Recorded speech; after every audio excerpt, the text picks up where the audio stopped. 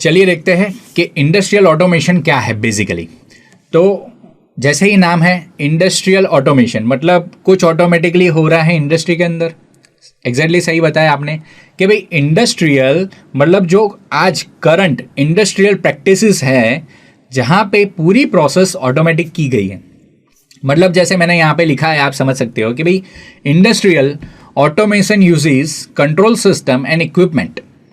Industrial automation जो पूरा है वो यूज़ करता है कंट्रोल सिस्टम एंड इक्विपमेंट्स, मतलब कुछ लॉजिक सिस्टम है जो कंट्रोल करने हैं इक्विपमेंट्स को। जैसे ही कंप्यूटर सॉफ्टवेयर एंड पीएलसी जो अपना पूरा प्लेटफॉर्म है, PLC is ultimately computer based software and hardware to perform task, to perform the operation, continuous process. So that is industrial automation. अगर मैं आपको थोड़ा हिस्ट्री के बारे में बताऊं कि भाई हिस्ट्री में क्या होता था, तो उसके एग्जाम्पल में अगर आपको अच्छी तरह से दे पाऊँ तो पहला एग्जाम्पल ये है कि beverage filling, capping and packaging industry. जैसे ही आप देखो कि भाई मैं आपको बताता हूँ Coca Cola, Pepsi, any beverage, water filling, जो ड्रिंकिंग वाटर हम बिस्लरी वगैरह पीते हैं, तो जो बॉटल फिलिंग प्लांट होता है, पैकेजिंग एंड कैपिंग प्लांट होता है। तो इनिशियली क्या होता था, जैसा ही आप इमेज में देख सकते हो कि भाई ह्यूमन पावर लगता था, बंदे वहाँ पे खड़े हैं पाइप लेके और बॉटल फिल कर रहे हैं, इंडिविजुअल बॉटल फिल कर रहे हैं, फिर वो फिल होता है तो वो पूरा पैकेज आगे जा रहा है, कोई बंदा लेके जा रहा है, ठीक है, और उसके अंदर आगे जाके उसको कैप मैन्युअली लगाया जा रहा है। देन कैपिंग होके पूरा होके उसको क्लीन किया जा रहा है, ह्यूमन इनपुट हो रहा है, बंदे ही क्लीन कर रहे हैं, देख रहे हो आप। देन कैपिंग हो रहा है, क्लीनिंग हो गया, अंडर फ्लूइड फिल हो गया, देन ऊपर पैकेजिंग होता है, मतलब जो स्लीव होती है उसके ऊपर जो भी मतलब कंपनी का नाम वगैरह जो भी स्लीव के क्या प्रोडक्ट है तो स्लीव लगाई जाती है, फिर उसको थोड़ा हीटिंग करके एग्जैक्ट उसको शेप में लिया जाता है। Then next thing is quality check and packing, complete packing and dispatch. तो ये जो प्रोसेस थी आप यहाँ पे देखें कि भाई पूरा जो प्रोसेस है पूरा ह्यूमन इनपुट, मतलब आप देख रहे हो कि भाई ये पूरी एक साइकिल जो पूरा आपने देखा कि भाई समझो कि उसके अंदर लगभग 50 to 100 बॉटल्स हैं, तो वो पूरी स्टार्टिंग से करके एंड करने के लिए ये पूरा 15 से 20 मिनट लिया, राइट। तो आप सोचो कि भाई 1 लाख बॉटल अ डे कैसे हो सकता है। आज आप देखो कोई भी मतलब जो बेवरेज इंडस्ट्री होती है उसकी क्या कैपेसिटी है नॉर्मली, कैसे मतलब इतनी इन टर्म्स ऑफ लैक्स में कैसे मतलब ये आउटपुट दे सकते हैं, राइट। तो कैसे ऑटोमेशन होता है इंडस्ट्री के अंदर, एग्जिस्टिंग क्या कैपेसिटी है, जैसे पूरा ऑटोमेशन होता है, मतलब कोई भी फेलियर नहीं होता है। ह्यूमन इनपुट अगर होगा तो उसके अंदर ये भी होगा कि बंद करते करते वो कुछ फट गया, कुछ टूट गया, अंदर का बेवरेज जो भी है वो लीकेज हुआ, तो वो चांसेस है। यहाँ पे ऑटोमेशन में चांसेस नहीं हो, क्योंकि जितना भी टॉर्क, जितना भी टेंशन जो भी लगाना है वो परफेक्ट कैलकुलेटेड होता है और रोबोटिक इनपुट होता है, राइट। तो वो चीज़ वहाँ पे निग्लिजिबल ही नहीं, जीरो होती है। तो this is the advantage. Another example is automobile manufacturing.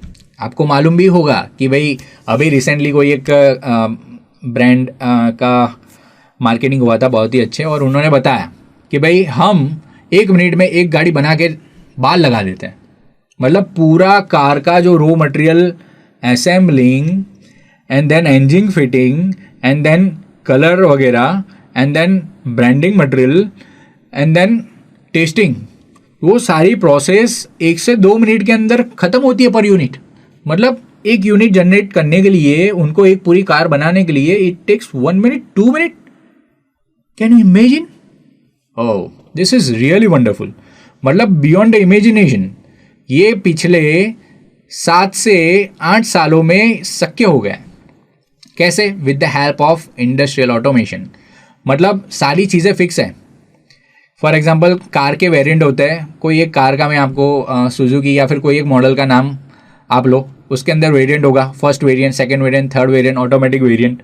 तो हर एक की चीज़ें फिक्स होती है कि भाई इसमें ये चीज़ डालना है, उसमें वो साइज़ की मटेरियल आएंगी, उसमें वो कलर आएगा, इसके अंदर स्टीयरिंग ऐसा है, व्हील ऐसा है, स्पेसिंग इतनी है, वो जो अंदर इंजन लगेगा वो इतने हॉर्स पावर का लगेगा, उसके अंदर वार वगैरह जो भी मैकेनिज्म यूज़ करनी है वो करनी है।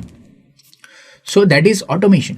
द थिंग्स आर रेडी, सारी चीज़ें रेडी है, रॉबर्ट्स बिठा है, पीएलसी कंट्रोल कर रहा है कि भाई पहली सीक्वेंस में पहली मिनट में ये होना चाहिए, ये खत्म हो, उसके बाद ये आएगा, थर्ड ये आएगा, फोर्थ ये आएगा, टेम्परेचर भी देख रहा है, टाइम भी देख रहा है, लाइट इंटेंसिटी भी देख रहा है, everything it is observing the wind flow as well. तो सारी चीजें ऑब्जर्व कर रहा है और उसको कंट्रोल कर रहा है, मतलब वो एकदम स्मार्ट है। सो यूजिंग, तो क्या क्या चीजें आती है, using what we can have the industrial automation. तो बेसिकली आपको मैं बताऊँ तो उसके अंदर कंट्रोल प्रोसेसिंग यूनिट होता है, दैट इज इन पीएलसी, तो programmable logic controller. PLC SCADA is the supervisory data acquisition system.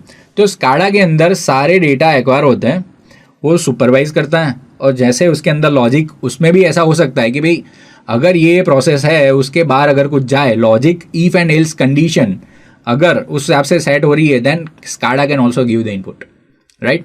So there are many different methods, will discuss later on in detail that कि भाई how पूरा control operation होता है और कैसे master slaves operation set किया जाता है। Then HMI, human machine interface.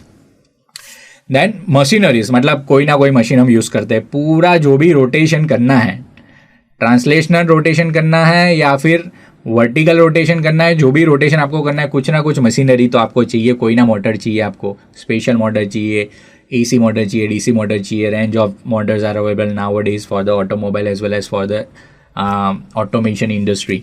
And the sensors, क्या होता है सेंसर्स, मतलब कोई ऐसा सेंसर है जो एनालॉग है या फिर डिजिटल, वो सेंस कर रहा है, देख रहा है कि भाई ये पैरामीटर का स्टेटस क्या है, parameter in terms of like temperature, speed, wind, then light intensity, lux, right. तो सारी चीज़ें ऑब्जर्व कर रहा है।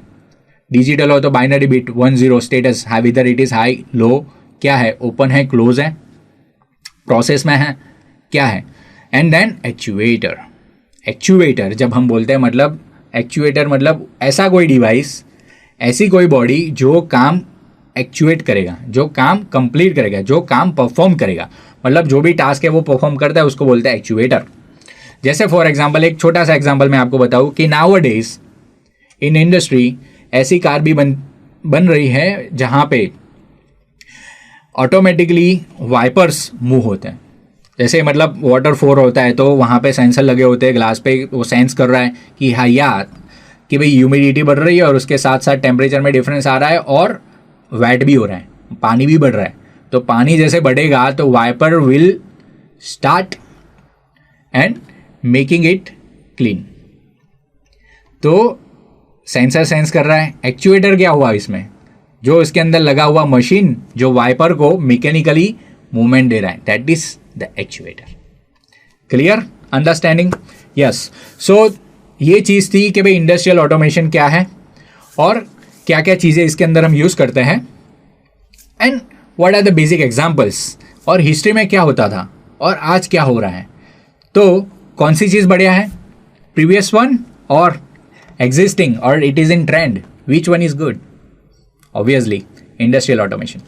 अगर आपको कोई भी क्वेरी है related any topic, any point, please contact forums.learn1.com। यहाँ पे आप अपनी क्वेरी लिखिए, मैं आपको वहाँ पे रिवर्ट करूँगा, will have a better discussion and question answer session that.